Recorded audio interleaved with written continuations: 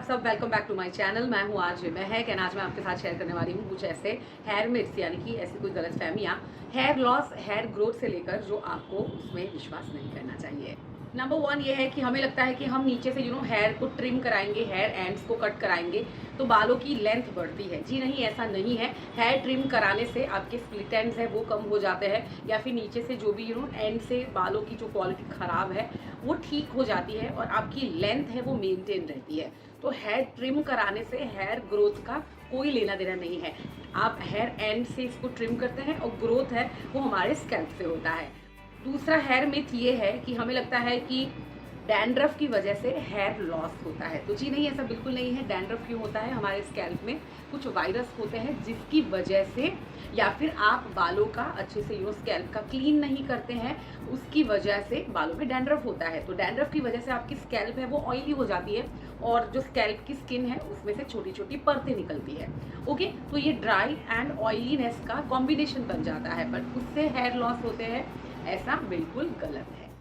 तीसरा हमें hair myth ये लगता है, एंड मैंने कई लोगों को देखा है कि टीवी में जो भी नए शैम्पू की ऐड देखते हैं ना, तो उनको लगता है कि भाई ये हमें यूज़ करना चाहिए।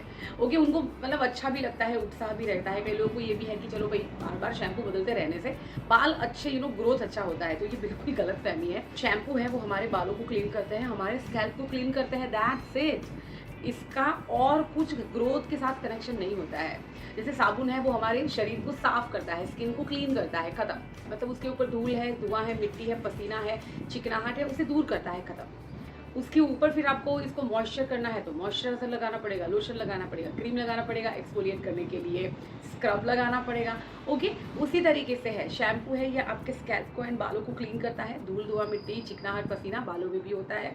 हेयर ग्रोथ से शैम्पू का कोई लेना देना नहीं है। ऐसा शैम्पू बताओ जी हमारे बाल है वो झड़ना कम हो जाए, जी हमारा हेयर ग्रोथ बढ़ जाए, तो ऐसा बिल्कुल नहीं है। ये सबको ऐसा लगता है, मतलब बहुत सारे लोगों को ऐसा लगता है कि भाई यूथ जो सो कॉल यंग है उन लोगों को कभी हेयर लॉस नहीं होता है। तो ये गलत फहमी है। भाई कोई बीमारी है, कोई तकलीफ है, हार्मोनल इम्बैलेंस है, पीसीओडी, पीसीओएस में भी ऐसा होता है, आपकी लाइफस्टाइल ठीक नहीं है, बहुत ज़्यादा टेंशन में है, स्ट्रेस में है, डिप्रेशन में है, कई बार पानी चेंज हुआ है, शहर आपने चेंज किया है, तो बहुत सारे रीजंस हो सकते हैं जिससे आपका हेयर लॉस होता है। तो ऐसा बिल्कुल नहीं है कि जी हम यंग है बस हम तो ख़त्म, अब तो हम तलवारें लेके सबके, हाँ बस यही करेंगे, दहशत मचाएंगे, तो ऐसा नहीं है।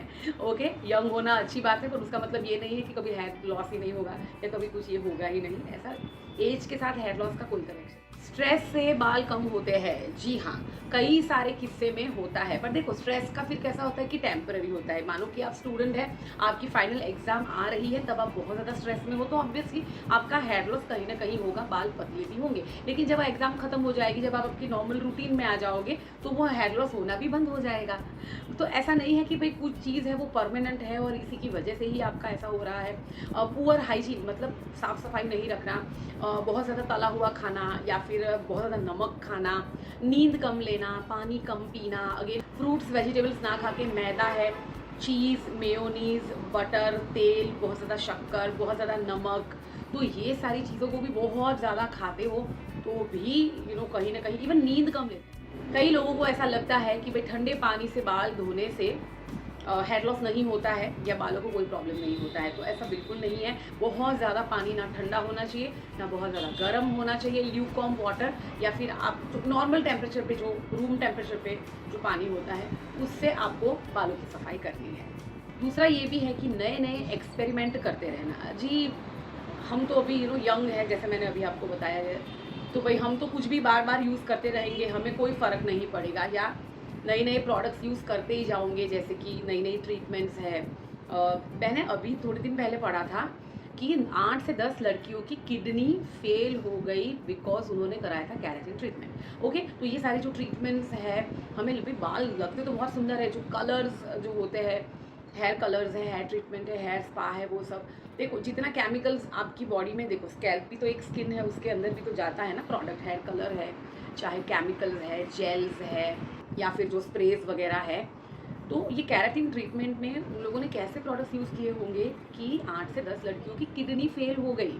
ओके, तो आपको लगता है जी, मुझे बहुत लोग कहते हैं मैडम तुम्हारे तो बाल कैसे हैं, हर रोज़ इतने लोग इतने मेरे बालों पे कमेंट आती है, तो मुझे तो भाई आदत हो गई है अभी।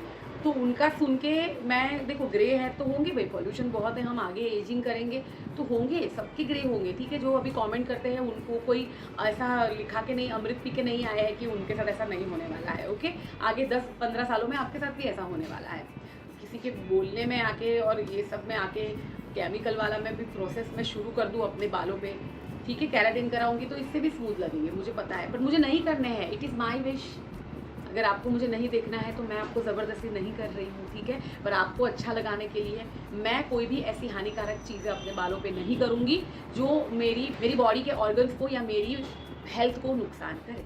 ग्रे बाल जिनके शुरू में आते हैं, कई लोग ना तोड़ते हैं, ये अगर हम निकाल देंगे तो नए बाल जो ग्रे है, तो ग्रे हेयर को प्लग करने से और ज़्यादा ग्रे हेयर उगते हैं, तो ये बात गलत है। हमें उसे क्यों निकालना है, ओके। आप नेचुरल वे से चाहे तो उसे कलर कर सकते हो या फिर आपकी जो भी इच्छा है उस तरीके से कर सकते हो, बट बालों को तोड़ना तो कोई मतलब नहीं बनता है, ओके।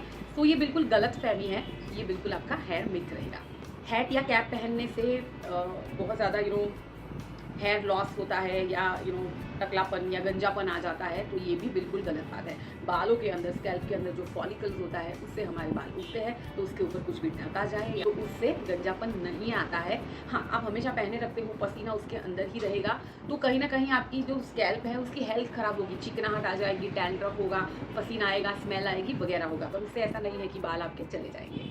इनफैक्ट धूप में तो हमें हमारे बालों को ज़रूर से ढकना चाहिए। लास्ट और हमारा जो आखिरी वाला जो हेयर मिथ है वो ये है कि भाई हेयर लॉस हमारा इसीलिए हो रहा है क्योंकि हमें हमारी मम्मी की जीन्स से ये मिला है कि भाई मम्मी के बाल पतले हैं तो मेरे भी ऐसे हैं। देखो, इसमें थोड़ी सी सच्चाई है भी और नहीं भी है, ओके। बहुत सारी चीज़ें हमें हमारी मम्मी से मिलती है, हमें हमारे पापा से मिलती है, पापा साइड के फैमिली से भी मिलती है, हमें हमारे मम्मी साइड के फैमिली से, मामा के वो सारे जीन्स है वो भी हमारे अंदर आते हैं। हमारी बुआ है उनका भी हमें कुछ असर आता है, चाचा का भी आता है, मामा का, मासी का, ओके। तो ये ऐसा नहीं है कि हमारी मम्मी को कुछ है तो ही हमें होगा। एक ओवरऑल देखा जाता है कि भाई कौन सी टेंडेंसी है या किस प्रकार से है, तो किसी एक इंसान को ब्लेम करना ये बिल्कुल गलत बात होगी। और देखो, जो सच्चाई है वो सच्चाई है, उसे स्वीकार लेना है और केयर करो अपने आप को। Self love and self care से भी बहुत सारी चीज़ें हैं, उसको आप प्रॉब्लम से उसको कंट्रोल में ला सकते हैं। तो ये थे मेरे कुछ हेयर मिथ्स। आई होप कि आपकी कुछ गलतफहमियां दूर हुई होगी। अगर आपने भी ऐसा कुछ सुना है, कमेंट सेक्शन में मुझे ज़रूर से बताना। चैनल को सब्सक्राइब करना, वीडियो को लाइक करना। Thank you so much guys, thank you for watching my video. Love you all, bye bye.